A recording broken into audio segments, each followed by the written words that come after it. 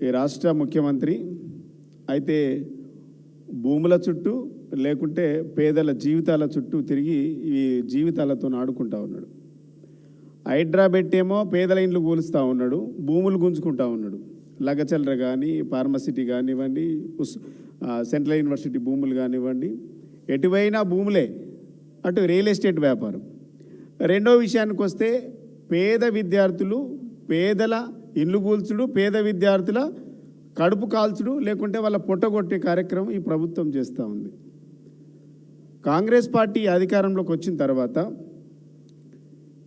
ఈ దేశానికి బ్రాండ్గా నిలిచినటువంటి గురుకుల విద్యా వ్యవస్థ, దేశానికి ఆదర్శంగా తీర్చిదిద్దినటువంటి కేసీఆర్ గారి బ్రాండ్ను పూర్తిగా నిర్వీర్యం చేసిండు ముఖ్యమంత్రి. కేవలం కసితో కేసీఆర్ గారి మీద ఉన్నటువంటి కోపంతో స్కూళ్ళను నిర్వీర్యం చేసిండు, గురుకులాలను నిర్వీర్యం చేసిండు, విద్యా వ్యవస్థను నిర్వీర్యం చేసిండు. ఇలా పూర్తిగా బెస్ట్ అవైలబుల్ స్కూల్స్ను కూడా పేద బిడ్డలు, ఎస్సీలు, ఎస్టీలు చదువుకుంటున్నటువంటి ప్రభుత్వ ప్రైవేటు భాగస్వామ్యంతో నడుస్తున్నటువంటి ఈ రాష్ట్రంలో దాదాపుగా 34,000 మంది విద్యార్థులను వాళ్ళ జీవితాన్ని రోడ్డున పడేసేటువంటి కుట్ర ఈ ప్రభుత్వం చేస్తూ ఉన్నది. సమైక్య రాష్ట్రంలో దాదాపుగా 1996లో ఈ బెస్ట్ అవైలబుల్ స్కూలు విధానం తీసుకొచ్చిండ్రు. తర్వాత రాజశేఖర రెడ్డి గారు వచ్చిన తర్వాత 2005 నుంచి ఆ యొక్క బెస్ట్ అవైలబుల్ స్కూలు ఆ పథకాన్ని తీసుకొచ్చి అనేక మంది పేద విద్యార్థుల జీవితాలకు ఒక బాసటగా నిలిచినటువంటి పథకం. ఆనాడు రాజశేఖర రెడ్డి ఆ పథకాన్ని తీసుకొస్తే ఇలా ఇదే కాంగ్రెస్ ప్రభుత్వం,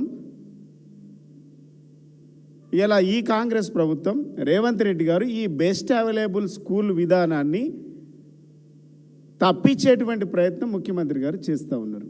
ఎందుకు ఈ ముఖ్యమంత్రి గారికి పేదలంటే ఇంత కోపం, పేద విద్యార్థులంటే ఎందుకు మీకు అంత కోపం, కక్ష, వివక్ష అన్నాడు ముఖ్యమంత్రి గారిని విద్యాశాఖ మంత్రిగా ఉన్నారు కదా.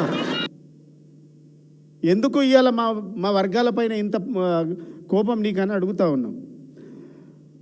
ఈ 34,000 మంది విద్యార్థుల భవిష్యత్తు ఈ ప్రభుత్వ అసమర్థ పాలన వల్ల, అసమర్థ ముఖ్యమంత్రి, అసమర్థ విద్యాశాఖ మంత్రిగా నిలిచిపోవడం వల్ల గురుకుల విద్యా వ్యవస్థ పూర్తిగా భ్రష్టు పట్టిపోయింది.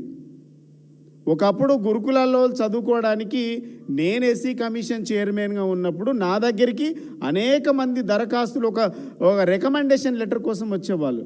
752 మంది గురుకుల విద్యార్థులకు నా స్వయంగా 3 సంవత్సరాల లెటర్లు ఇచ్చిన నేను.